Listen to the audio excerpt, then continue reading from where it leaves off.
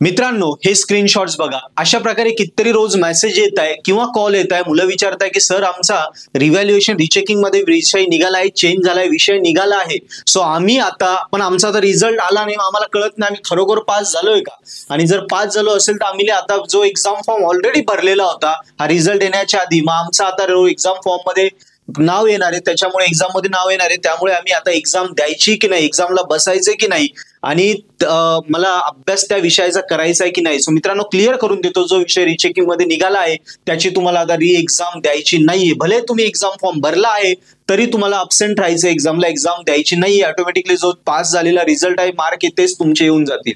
आता दुसरा प्रश्न येतो की सर आमचे मग मार्क्स तर वाढले, रिझल्ट तर आला नाही. सो डोंट वरी, 7-8 दिवसात तुम्हाला कॉलेजमध्ये लेझर कॉपी येते, त्याच्यामध्ये तुमचे नवीन मार्क आलेले असतील ज्यात तुम्ही पास झालेले आहे. सो काही घाबरायचं नाही, विषयांचं टेन्शन या सोडून द्या आणि आता जे एंडसेमची एक्झाम आहे त्या एक्झामच्या अभ्यासाला कामाला लागा.